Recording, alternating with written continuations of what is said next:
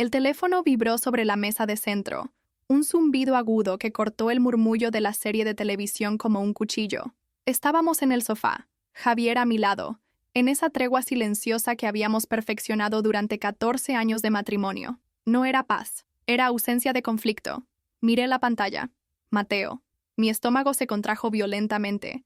Sentí cómo la sangre huía de mi rostro. Era martes por la noche, el epicentro de nuestra rutina predecible en la Ciudad de México, y el caos acababa de llamar a la puerta principal. Javier me miró, no con sospecha, sino con la simple expectativa de que atendiera la llamada que interrumpía nuestra calma fabricada. El pánico era tan espeso que temí que pudiera olerlo en el aire.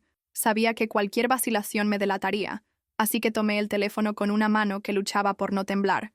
Tragué saliva y respondí. «¿Hola?», dije, forzando un tono de confusión casual que me sonó artificial incluso a mí misma. «No, creo que es número equivocado». Colgué abruptamente. No miré a Javier de inmediato. Fijé la vista en la pantalla apagada, sintiendo el calor de su mirada sobre mi perfil. El silencio que siguió fue peor que cualquier grito. Fue un silencio denso, analítico. La mentira quedó suspendida entre nosotros, frágil y fea. En ese instante me di cuenta de que había cruzado un umbral del que no había retorno. No fue el inicio de la infidelidad lo que rompió todo. Fue la cobardía de esa frase. Si te sientes conectado con esta sensación de estar al borde del abismo, suscríbete al canal y cuéntame en los comentarios desde qué ciudad estás escuchando esta historia. Continuemos. Antes de Mateo, antes de la mentira del número equivocado, la vida era una sinfonía de logística funcional. Javier y yo éramos un equipo eficiente. Las cuentas se pagaban a tiempo, nuestro hijo adolescente tenía todo lo que necesitaba, y el apartamento reflejaba orden. Pero la eficiencia había erosionado la intimidad. Hacía años que no nos tocábamos por deseo, solo por protocolo. Un beso de buenos días en la mejilla, un roce al pasar en el pasillo. Las noches transcurrían así, con la luz azul de la televisión llenando el vacío que dejaban nuestras conversaciones no tenidas. Hablábamos de horarios escolares, de reparaciones necesarias en casa, del trabajo, pero nunca hablábamos de nosotros, de la distancia que crecía en el espacio entre nuestros cuerpos en el sofá. Yo, Elena, fisioterapeuta de 41 años, me sentía como un fantasma en mi propia vida. Pasaba mis días arreglando los cuerpos de otras personas, realineando vértebras y aliviando dolores crónicos, mientras mi propia estructura interna se desmoronaba. Me había convertido en una experta en cuidar a los demás, pero había olvidado cómo ser mujer, cómo ser deseada, cómo ser algo más que mamá o esposa. La invisibilidad se había vuelto crónica. Sentía una soledad tan profunda que a veces me ahogaba, incluso cuando Javier estaba sentado a menos de 1 metro de distancia. Ansiaba desesperadamente una ruptura, algo que me hiciera sentir viva, pero me aterraba la idea de perder la estabilidad que habíamos construido con tanto esfuerzo. Javier es un buen hombre, quiero dejar eso claro. Es arquitecto, un hombre de estructuras y lógica, observador y metódico. El problema nunca fue su crueldad, sino su previsibilidad. En algún momento de la última década, dejó de verme. Me respetaba como madre de su hijo, como administradora del hogar, pero la mujer que fui, la que lo atrajo inicialmente, se había disuelto en la rutina. Él miraba a través de mí. Yo era parte del mobiliario funcional de su vida. Y aunque una parte de mí entendía que yo también había permitido esa dinámica, otra parte gritaba por validación externa, por una mirada que me confirmara que todavía existía sensualmente. Hace 2 meses, encontré esa validación en Mateo. Era más joven, intenso, y lo más importante, me veía. La relación comenzó digitalmente. Mensajes cargados de una tensión que yo creía extinta en mi vida. Los encuentros físicos fueron esporádicos pero eléctricos, una descarga de adrenalina que contrastaba violentamente con la monotonía de mi matrimonio. No buscaba reemplazar a Javier, buscaba complementarme a mí misma, llenar el vacío que sentía. Pero esa noche, con el teléfono vibrando y la mentira formándose en mi garganta, entendí que no se pueden compartimentar la vida y la traición. La colisión era inevitable, y acababa de ocurrir en la sala de mi casa, bajo la mirada tranquila de mi esposo. La atmósfera en la sala después de colgar se volvió irrespirable.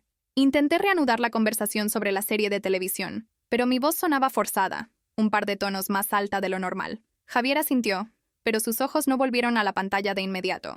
Se quedaron fijos en la mesa de centro, donde yo había dejado el teléfono boca abajo.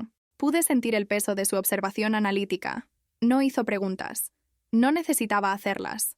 El silencio de Javier siempre había sido su herramienta más poderosa. Antes era un silencio de comodidad. ahora se había transformado en un silencio investigativo, cargado de dudas que él procesaba internamente. Sentí un escalofrío recorrer mi espalda. La mentira no había calmado la situación, la había envenenado. Esa noche apenas dormí. Me giré en la cama, consciente de la respiración rítmica de Javier a mi lado, y me sentí la peor de las impostoras.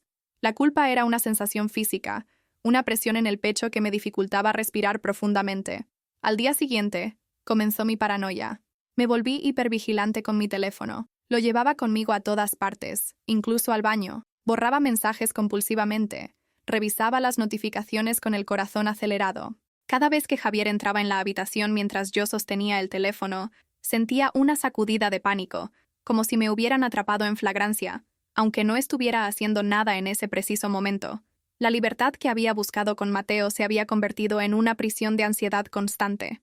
Mientras tanto, Mateo aumentaba la presión desde el otro lado. Me envió mensajes preguntando por qué había colgado tan abruptamente, por qué había sonado tan extraña. ¿Está todo bien? ¿Pasó algo con tu esposo?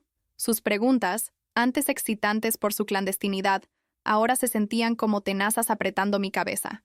Estaba atrapada entre dos hombres, uno al que le mentía activamente, y otro al que intentaba ocultarle la realidad de mi vida.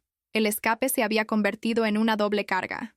Tenía que gestionar la sospecha silenciosa de Javier y la demanda de atención de Mateo, y sentía que me estaba fracturando bajo el peso de ambas. Javier, por su parte, comenzó a cambiar sutilmente su comportamiento. Dejó de ser el observador pasivo y se convirtió en un detective silencioso. Empezó a notar patrones que antes ignoraba o descartaba como estrés laboral. ¿Otra vez trabajando hasta tarde, Elena?, preguntaba con una inflexión casi imperceptible que sugería que no creía en mi respuesta. Hacía comentarios casuales sobre mi dependencia del teléfono. ¿Esperas alguna llamada importante? Cada pregunta era una pequeña aguja clavándose en mi conciencia. Él no acusaba directamente. Estaba reuniendo pruebas, dejando que yo me enredara sola en mis propias contradicciones. Mi conflicto interno se agudizó. Intentaba justificar mis acciones repitiéndome a mí misma que Javier me había abandonado emocionalmente mucho antes de que Mateo apareciera. Me decía que merecía sentirme deseada, que 14 años de servicio leal me daban derecho a buscar un momento de felicidad personal. Pero estas justificaciones se desvanecían cada vez que miraba a Javier a los ojos durante la cena. La realidad era que estaba traicionando a un hombre bueno, un hombre que, a pesar de su distancia emocional, seguía siendo mi compañero y el pilar de nuestra familia. La adrenalina inicial de la aventura se había agriado, transformándose en una vergüenza sorda. Vivimos en una guerra fría durante una semana. La casa se sentía como un campo minado. Las conversaciones triviales sobre la escuela de nuestro hijo o las finanzas del hogar estaban teñidas por la tensión subyacente. Evitábamos el contacto visual prolongado. El espacio físico entre nosotros se amplió.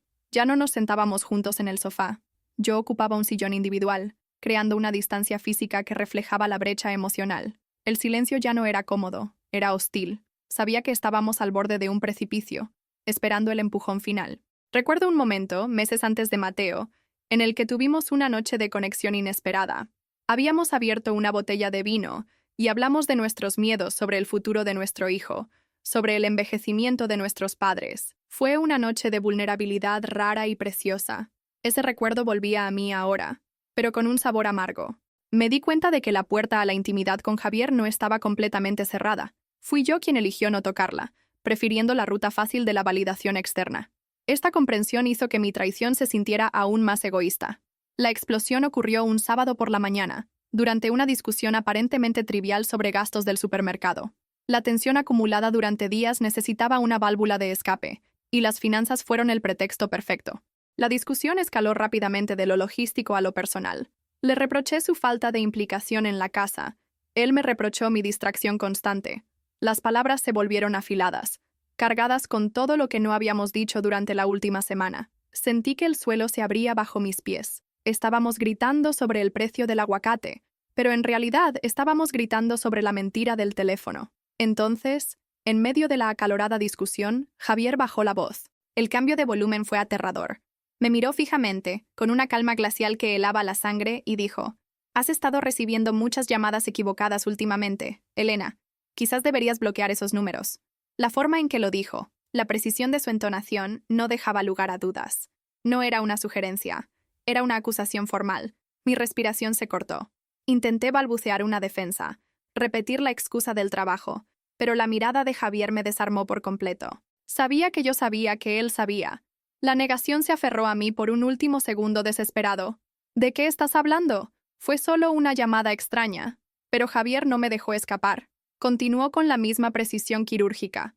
No intentes mentirme más, Elena. La noche de la llamada, cuando levantaste el teléfono, la pantalla se reflejó en tus lentes antes de que contestaras. Hizo una pausa, dejando que el peso de sus siguientes palabras me aplastara. Pude ver el nombre. Vi que era un hombre. Vi cómo te tensaste antes de decidir mentirme mirándome a la cara. El mundo se detuvo. No había escapatoria. Fui descubierta no por una investigación elaborada, sino por un detalle óptico, por su meticulosa observación de mí. ¿Te está gustando esta historia? Deja un like y suscríbete al canal. Ahora continuamos con el vídeo. En ese momento, la adrenalina desapareció por completo, reemplazada por una ola de vergüenza helada. La infidelidad en sí misma se sintió secundaria frente a la crudeza de la mentira descubierta. Me di cuenta de que, en el momento crucial, había elegido la cobardía. Había mirado al hombre con el que compartí 14 años de vida y le había mentido con frialdad para salvarme de un momento incómodo. Esa elección fue infinitamente más irrespetuosa que el propio engaño físico o emocional. La revelación de Javier no solo expuso mi aventura, expuso mi carácter. La confesión que siguió fue un torrente desordenado de verdades retenidas. Admití lo de Mateo, pero más importante aún, admití la soledad aplastante que había sentido durante años. Le hablé de la invisibilidad, de sentirme como un mueble funcional en mi propia casa. Lloré, no por la pérdida de mi amante, sino por la destrucción de la confianza fundamental con Javier. Él escuchó en silencio, su rostro una máscara de dolor contenido. No hubo gritos, solo la pesada quietud de la devastación. Habíamos destrozado la fachada de normalidad y ahora estábamos parados entre los escombros de nuestro matrimonio. La primera consecuencia práctica fue inmediata. Esa noche, tomé mis cosas y me mudé a la habitación de huéspedes. El acto físico de separar nuestros espacios para dormir fue una sentencia. La casa, que antes era un refugio de previsibilidad, ahora se sentía como territorio extranjero. La comunicación entre nosotros se transformó radicalmente. Desaparecieron las sutilezas y la cortesía vacía. Lo que quedó fue una honestidad brutal y dolorosa, necesaria para gestionar la logística de vivir juntos mientras estábamos separados emocionalmente. Hablábamos de nuestro hijo con frases cortas y precisas, evitando cualquier tema que pudiera reabrir la herida. Semanas después, acordamos iniciar terapia de pareja.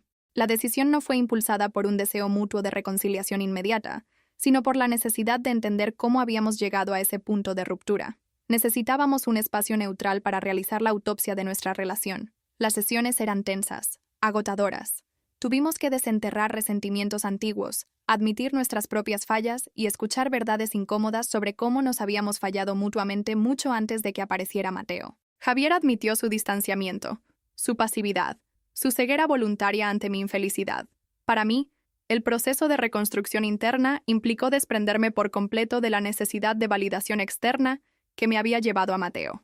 La aventura se desvaneció en irrelevancia frente a la magnitud del daño causado a mi familia. Tuve que confrontar la parte de mí que eligió el engaño sobre la comunicación vulnerable. Tuve que aceptar que mi soledad era real, pero mi solución fue destructiva.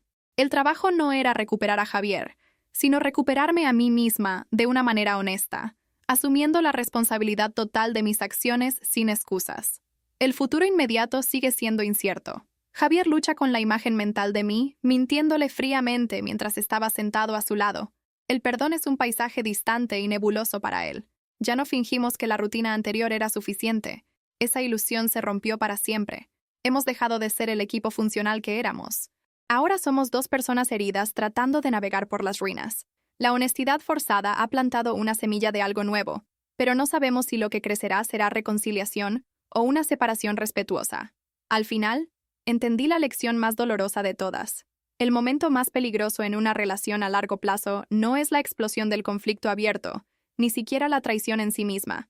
Es el instante previo, ese momento en que la mentira se siente más cómoda que la vulnerabilidad. Es cuando eliges protegerte a ti mismo del confronto inmediato, sacrificando la confianza a largo plazo. Aprendí que la cobardía de evitar el dolor de la verdad es lo que finalmente envenena el pozo sin posibilidad de retorno. ¿Alguna vez han sentido que el silencio en casa era más ruidoso que cualquier discusión? Dejen un corazoncito si creen que la honestidad, aunque duela, es siempre el mejor camino. Suscríbanse para más historias sobre las complejidades de las relaciones humanas. Comenten. La verdad cura, si están de acuerdo en que enfrentar la realidad es el primer paso para sanar.